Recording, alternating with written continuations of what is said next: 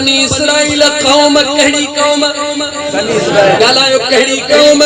बनी इसराइल जी कौम हजरत मूसा अलैहि सलाम अल्लाह जो नबिया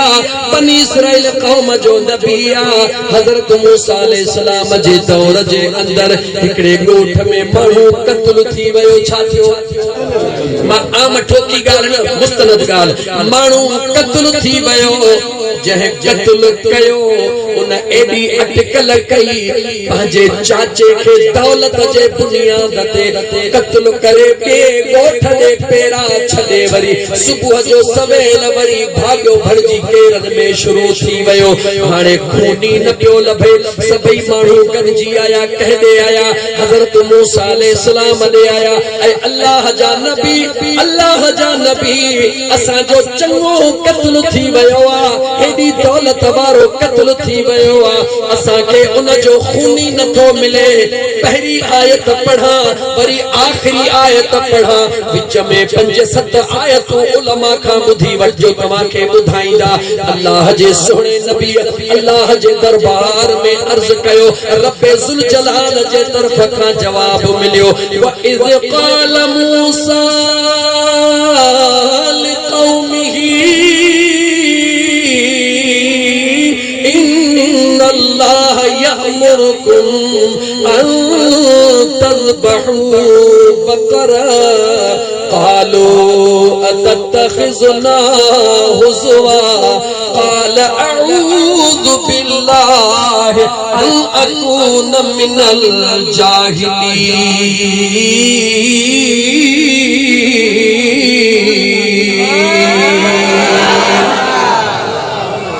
अल्लाह जे सोहणे नबी मूसा कलीमुल्लाह अल्लाह जे दरबार में अर्ज कयो अण पढ़ल भी गाल समझो गाल कहिया गोठ में कत्ल थी वयो खूनी न पियो लभे कहदे आया जो अल्लाह जे नबी दे आया अल्लाह जो उलुल अज़म पैगंबर जे के पंजहन उनन पंजन मां हिकड़ो दिल पर तू भी आही असा के कातिल अल्लाह का पुछी दे अल्लाह के हजरत मूसा अर्ज कयो मौला इन हमराह जो कातिल केरा अल्लाह जवाब दिनो इन्हन खे चो तो वनी हिकड़ी गऊ कुहन सुभान अल्लाह तवज्जो के कुरान छा कहो हिकड़ी गऊ कुहन अतज़बहु बकरा इन्हन खे चो त हिकड़ी गऊ कुहन जदे अल्लाह जे नबी उन पाजे कौम खे चयो अल्लाह जो हुक्म वनी गऊ कुहो उन्हन चयो क़ालू अतत्तखिज़ुना हुज़वा ऐ अल्लाह जा नबी असाते ठठोलू तो करी असाते टोकू तो करी असा चौथा त कातिल वठी दे जवाब तोडी त गऊ वनी कुहो अल्लाह जे नबी जवाब दिनो क़ाल अऊज़ु बिल्लाहि अन अकून मिनल जाहिलीन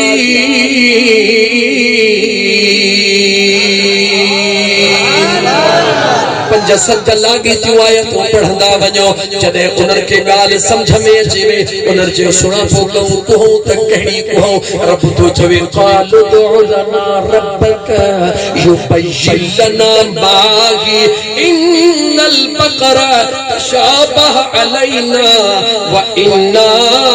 इंशा अल्लाह लमुहतदून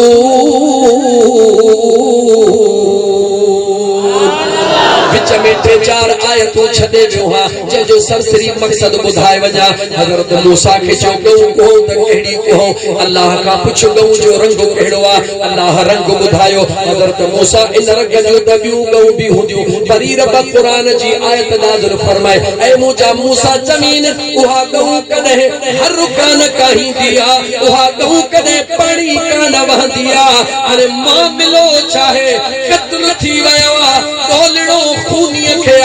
रब तो पियो चवे गऊ खे कुहो अल्लाह जी ज़ात बाबरकात जा बांधणो आखिरी आयत पढ़ी पो ॻाल्हि कया अल्लाह फरमाए व इज़ क़तलतुम नफ्सन फतारतुम फीहा वल्लाहु मुखरिजुम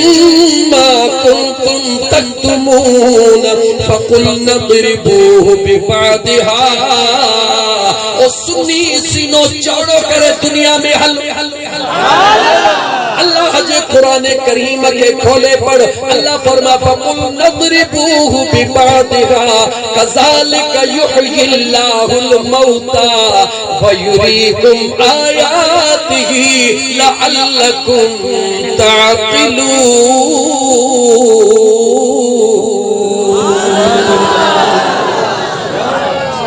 अल्लाह फरमायो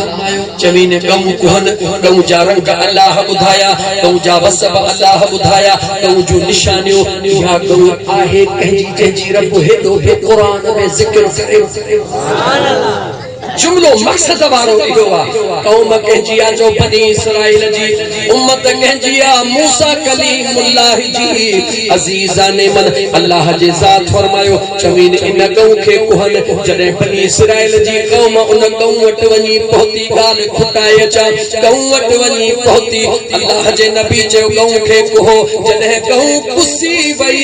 अल्लाह जे नबी चयो मुंहिंजो रब थो चवे इन गऊ कुठल जे गोश्त जो टुकड़ो इन मोए जे जिस्म खे हणो रुगी मोल माण्हूअ खे ढोर जे गोश्त जो टुकड़ो हणण तव्हां जो कम इन मुर्दे खे ज़िंदा करण मां रब जे ज़ात जो कम। तवज्जो हिकड़ो ही जुमलो दिल खोले सुनी पियो घुमजा दुनिया में अल्लाह जे कुरान खां जरा पुछ त सही मुंहिंजा मौला छा मुर्दन खे ज़िंदा करण जे लाइ तो रब वटि ताक़त नाहे अल्लाह चवे थो आहे मुंहिंजा मौला तुंहिंजे सुहिणे नबी वटि ताक़त नाहे अल्लाह चवे थो आहे हज़रत ईसा जो ज़िंदा मिसाल आहे लेकिन मुंहिंजा मौला आखिर राज़ कहिड़ो आहे उन बनी इसराइल क़ौम उलमा वेठा आहिनि उन बनी इसराइल उन गऊ के कुही करे जेडी मल उन गऊ जे गोश्त जो टुकड़ो उन मुअल जे जिस्म के हयो मुअल कुरान तो बुधाए त उठी वेठो जेडी मल उठी वेठो मानन चयो दे खबर तोखे मारण वारो केरा भाई तेरे ची चकरे ची मारियो भी इन्या वरी हाणे भाग्यो भी इहो ही बणजी वयो किताबन जी गाल न कुरान जी हाने तफसील में वजन जे बजाय ते मां गाल के मुकाया हाने अचो त ॾिसऊं त मोल जेका ढोर उन के ज़बह तो कजे उन जे ढोर जे ज़बह जे जिस्म के लगण सा मुर्दन के जिंदा अल्लाह के कयो अल्लाह कयो पर उन ढोर जे कोहण जो हुक्म कह दिनो वरी उन ढोर जे ज़बह थियण खां पो उन जे गोश्त जो टुकड़ो मोल जे जिस्म के हणण जो हुक्म कह दिनो अल्लाह दिनो मुझो अल्लाह डायरेक्ट जेरो न पियो करे सके छा हाने अचो जन गऊ जो पीछो कयो बिन लफ्जन में गऊ कहजी हुई उलमा वेठा हन बनी इसराइल कौम जे हिकड़े वलीउल्लाह जी गऊ हुई जदे हो दुनिया पियो छदे जदे ओहो दुनिया पियो छदे उन जे घरवारीअ खे उम्मीद हुई या बचड़ो नंढड़ो हुयो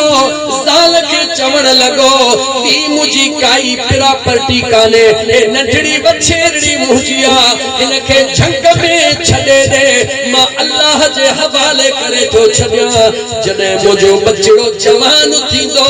अल्लाह जी ज़ात मुझे बचड़े जे जिंदगी जे ला इन गऊ के कुशादो बनाए छदीदो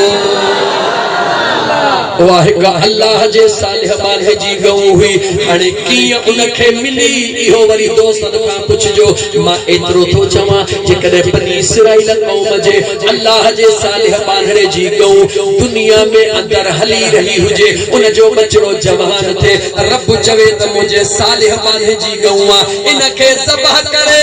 मुर्दा मानो के गोश्त जो टुकड़ो हणो मां रब जिंदा कया हो बनी इसराइल जी कौम ये सुने मदीने वाले मीर जी उम्मता बनी इसराइल कौम जो मानू मुर्दा ठगी जे गोश्त सा चेरो थींदो आ मुजो अब्दुल कादिर दुआ घुरंदो आ रब 12 महीनन जी बुधल बेड़ी तारे